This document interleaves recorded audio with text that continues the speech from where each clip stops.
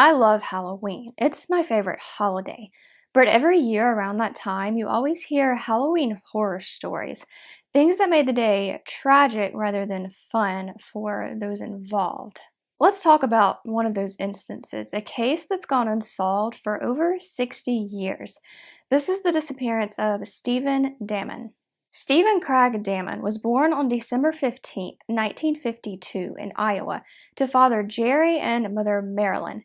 When Stephen was still very young, his family moved to the small town of East Meadow, New York, because his father, who was in the Air Force, was stationed there. Jerry Damman worked at the Mitchell Air Force Base in nearby Uniondale. This base has since been closed. On the afternoon of October 31st, 1955, Marilyn Damman took 2.5-year-old Stephen and his 7-month-old sister Pamela to Food Fair Market about a block and a half from their house. There's conflicting information out there about whether Marilyn took her kids to a bakery or a supermarket. Some sources say she was buying a loaf of bread, which can be bought at either of these places. Food Fair Market's official website doesn't specify what they are, but it appears to be more of a grocery store. So I'm not 100% sure, but I think you get the idea. The Dammans arrived at Food Fair just before 2:30 p.m. Marilyn Damman left the kids outside the store and told Stephen to keep an eye on his sister. Stephen stood by his sister's carriage holding a bag of jelly beans. His mother was inside the store for about 10 minutes. When she came back out, both her kids were gone. To a lot of us in the modern-day United States and probably other places, it might seem strange to leave 2 small children outside a store. This was apparently commonplace back in that day, but we will talk more about it later. When Marilyn came out of the store and didn't see her children, she went back home, thinking Stephen might have pushed his sister's carriage back there, but they weren't there. At some point, Pamela's carriage was found by a family friend about 300 feet away from the store. Pamela was inside unharmed, but there was no sign of Stephen. I'm not sure if Pamela was found before or after Marilyn contacted the police, but she did contact them pretty quickly, and the search for at least Stephen began. More than 5,000 people, both volunteer citizens and police officers, turned up to look. At first, police believed Stephen may have been kidnapped by a mother whose child had recently died and who was looking to replace that child. They looked at lists of children who had recently died, as well as sex deviants in the area, but neither of these led anywhere. At 6:30 p.m. on November 1st, 28 hours after the search began, police called it off and pronounced Stephen's disappearance as a kidnapping. About a month later, a college student wrote to the Damman family demanding money in exchange for Stephen. They initially asked for $3,000, then wrote 2 more letters asking for $10,000 and $14,000 respectively. Jerry Damman thought this was a hoax from the start. The Damman family had received numerous letters since Stephen's disappearance, letters that I assume were similar in nature. They'd all been turned over to police and investigated, but all led to dead ends. Around this time, the Dammans made a public plea to Stephen's kidnappers, asking that they make sure to give Stephen his vitamins and medicine since he suffered from anemia. After Stephen's disappearance, the family moved back to Iowa. Marilyn and Jerry divorced in 1957. Jerry reportedly blamed his ex-wife for Stephen's disappearance, though he later said the disappearance had nothing to do with the divorce, that they've been having problems for a while, and that his wife had a temperament. Marilyn was granted the divorce on the grounds of cruelty, and she got custody of Pamela. Over the years, there have been a few reported sightings of Stephen, or at least boys who looked like him. None of these sightings have led to anything.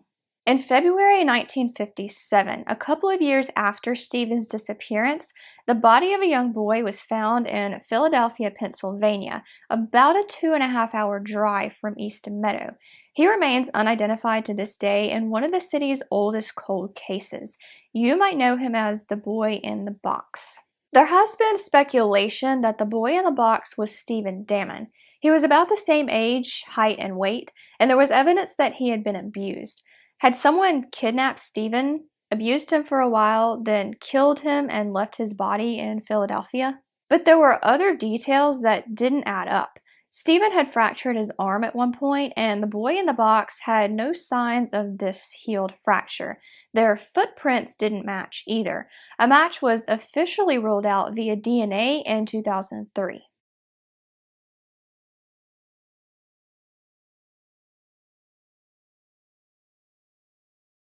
So now let's talk about John Robert Barnes. Barnes was born on August 18th, 1955 in Pensacola, Florida, or so he was told. Growing up, he always felt like the black sheep of the family and never thought he looked like any of them.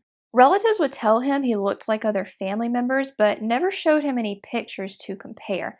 As his mother lay on her deathbed, she confessed something to him. He's never specified exactly what she said, but whatever it was, it led him to believe she wasn't his biological mother. This deathbed confession began his search to find out who his real parents were. He started searching archives of missing children, and when he found photographs of the Damman family in 2009, he noticed a resemblance. Barnes, who lived in Michigan and I assume still does, contacted Steven's sister Pamela. The family was hopeful that Barnes really was Steven, and Pamela agreed to a DNA test. A private test gave a possibility of a match.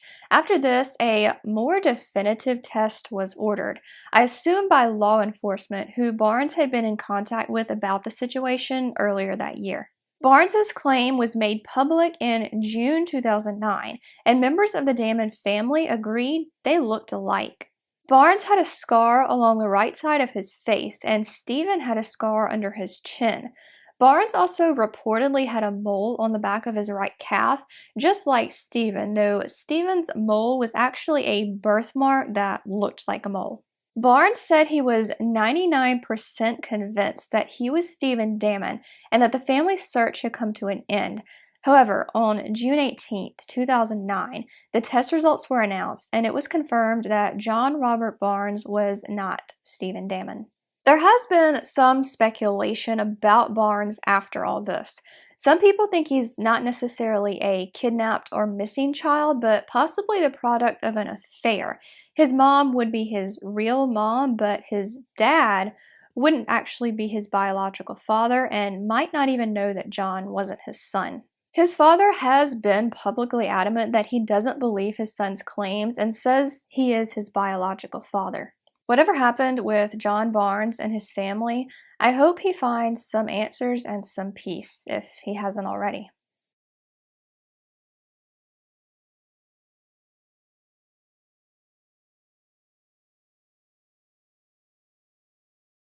But what happened to Steven Damman?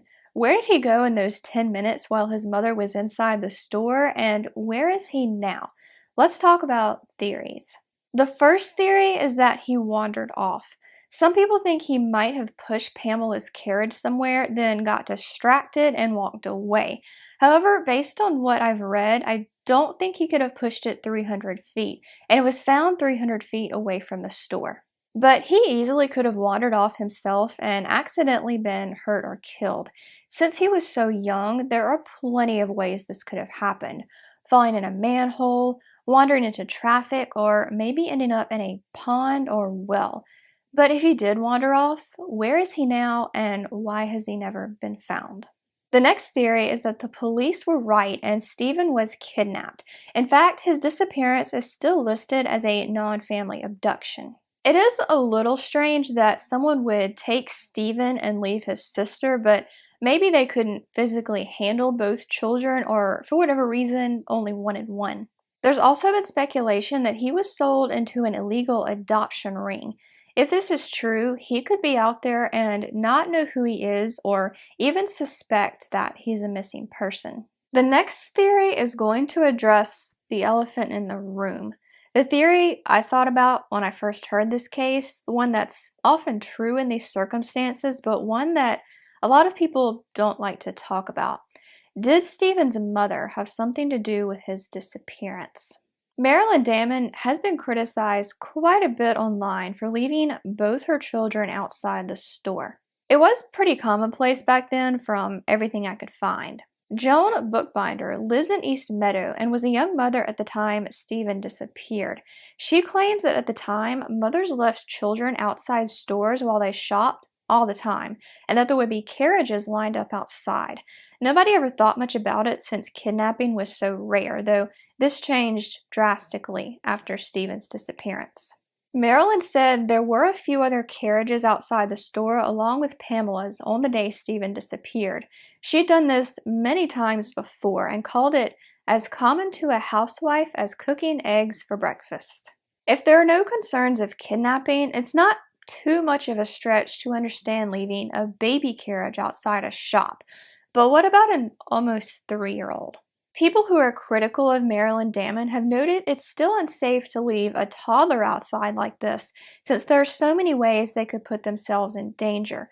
Reddit user GOMPS stated, "Times have changed, but 2-year-olds haven't. You turn your back on them for a second, and they are eating pennies or sticking their fingers in light sockets." There's something else I noticed that might be an inconsistency. Steven Damman said at one point that Steven couldn't have moved Pamela's carriage by himself, but right after she came out of the store and noticed her kids were gone, she went back home because she thought Steven may have pushed the carriage back there. It's possible she just wasn't thinking clearly in a moment of panic. I've also seen a few people say Marilyn waited a while before reporting Steven missing, but I'm not sure about that. The search for Steven ended at 6:30 p.m. on November 1st, 28 hours after it started. Steven went missing around 2:30 p.m. on October 31st, about 28 hours before the search ended. That means the search started within less than an hour of Steven's disappearance. I assume Marilyn had to contact police to jumpstart the search, though I could be wrong. There's a video online of an interview with a woman who claims to have been a neighbor of the Dammans before Steven's disappearance. According to this woman, Steven screamed and cried a lot and was made to wash his own diaper when he soiled it. She also alleged that he was physically abused. Her husband reported all this to police, but was essentially told to mind his own business. After Steven's disappearance, this woman said she was in the Dammans' house and claimed to smell something strange. She believes Steven might have been killed and buried under a parkway that was built after his disappearance. I have no way of verifying this woman's claims, but I will leave the video below if you want to watch it for yourself. It is kind of hard to hear, but it helps if you wear headphones. A few people have speculated that Steven and Pamela never even went to the store that day, questioning if there were any witness statements that would have put them there. The woman in the video I just talked about says she saw them there, but that can't be verified. A couple of witnesses said they did see a little boy who looked like Steven, but wasn't really him. Someone on a web sleuth thread about the case claimed they lived next door to the Dammans at the time and that there were rumors the case wasn't a genuine kidnapping. I assume they mean Steven was kidnapped or killed by someone close to him and it wasn't just a random stranger abduction. There are also interviews with people who lived in East Meadow at the time who say there were rumors Steven had been kidnapped and killed by someone he knew. I want to make it clear that I am not accusing anyone of anything. This is all speculation and everyone is innocent until proven guilty. The last theory isn't really a theory, but speculation that Steven's disappearance was related to the case of Peter Weinberger. Peter was just 1 month old when he was kidnapped from his home in Westbury, New York, about 5 miles from East Meadow, on July 4th, 1956. His mother put him in a carriage on the front porch and went back inside while he slept. She came back a few minutes later to find him gone and a ransom note in his place. On August 23rd, a truck driver named Angelo LaMarca was arrested for the crime. He had kidnapped baby Peter for ransom in the hopes the money could pay off some of his many debts. He claims to have panicked after the case started getting media attention and abandoned the baby in bushes just off the highway. Peter's remains were later found in a similar area. LaMarca was tried and convicted of kidnapping and murder later that year. He was sentenced to death and executed in 1958. There are some superficial similarities between this case and Steven Damman's. They were both young boys who didn't live too far apart from each other and disappeared within a year of each other. Interestingly, they both also disappeared on holidays. Peter disappeared on Independence Day and Steven disappeared on Halloween. But in most other aspects, they seem pretty different, or at least there's not much hard evidence that they were connected. Steven Craig Damman was last seen on October 31st, 1955 in East Meadow, New York. His disappearance is classified as a non-family abduction. Steven is a white male who was, at the time of his disappearance, 3 feet 2 inches tall and 32 pounds. He was last seen wearing blue overalls, a blue polo shirt, a red sweater with blue and white stripes, and brown shoes. He has a scar under his chin and a birthmark resembling a mole on the back of his left calf. He has a healed fracture on his left arm. At the time of his disappearance, he was undergoing treatment for a growth on his kidney and walked with his toes turned out. He sometimes went by the nickname Stevie. If he were alive today, he would be 67 years old. If you have any information about the disappearance of Steven Damman, you can contact the Nassau County Police Department's Missing Persons section at 516-573-5370. Or you can contact the National Center for Missing and Exploited Children at 1-800-THE-LOST. So that's all I have for you today on Steven Damman. This case has been called the Madeleine McCann case of its day, so it must have been pretty well known when it first happened. There's also the parallel of parents coming under fire for letting their children out of their sight. There aren't as many details publicly available on this case as I would have liked, but that's probably because it's so old. I have no idea what the odds are of this case being solved. It seems hopeless because it happened so long ago, but then again, cold cases are solved all the time. Thanks for watching, and I will see you next time.